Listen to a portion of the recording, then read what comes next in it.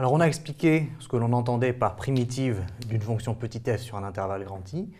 Par contre, on n'a pas donné de condition sous laquelle la fonction petit f admet effectivement une primitive sur un intervalle. Alors on va donner ici une condition suffisante, dont on va se servir énormément en terminale, c'est de dire que si la fonction f est continue sur l'intervalle grand I, alors f admet au moins une primitive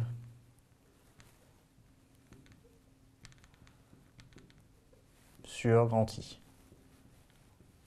On va d'ailleurs même aller plus loin, on va dire que si elle en admet au moins une, c'est qu'elle en admet une infinité puisque les primitives sont toutes définies à une constante près. Mais concrètement, ça veut dire qu'en terminale, on va s'intéresser à des cas comme celui-ci où la fonction est continue. Mettons sur un intervalle AB comme ceci. Et donc si on prend un point X, voilà, l'aire sous la courbe est donné par l'intégrale de a à x de la fonction. Et si je tire x vers b, eh bien l'aire sous la courbe ici va augmenter, mais elle va augmenter de façon continue. Ce qui veut dire que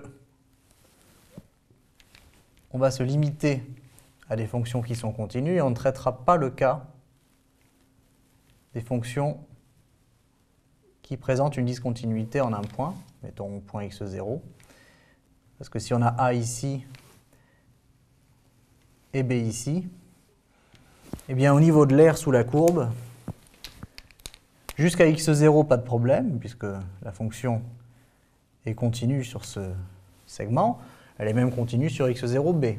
Mais il y a une discontinuité, ce qui fait que quand on passe cette frontière ici, ça commence à poser problème, et on se contentera d'ailleurs en terminale de dire que ça pose problème et qu'on ne va pas forcément s'intéresser à ce cas de figure, on va s'en tenir à des fonctions qui sont continues sur un intervalle, et donc qui admettent au moins une primitive. Concrètement, si f est continue sur I, ce qu'on va alors noter, c'est grand f de x. Alors, pourquoi pas, on va noter f1. Grand f1 de x égale f de x plus c, ou bien sûr f de x est une primitive de petit f. Ça, c'est ce qu'on appelle l'ensemble des primitives de petit f. Pourquoi? Parce que quelle que soit la constante, elle n'importe pas quand je dérive f' de x, c'est égal à petit f de x, quelle que soit la valeur de la constante.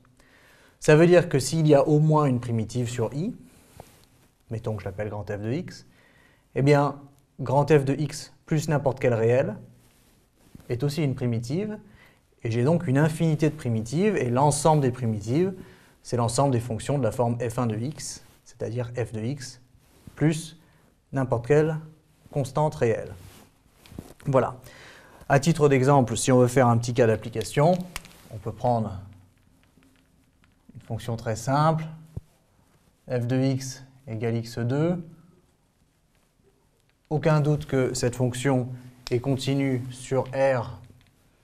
Et je peux choisir, pourquoi pas, un intervalle comme 2, 5. Aucun problème. F est continue sur I, et donc admet au moins une primitive sur I. Effectivement, la primitive f de x est égale à x³ sur 3, va convenir. Si je dérive f de x, je vais avoir 3x2 sur 3, ce qui va me donner x2, c'est-à-dire petit f. Donc ça, c'est une primitive qui convient.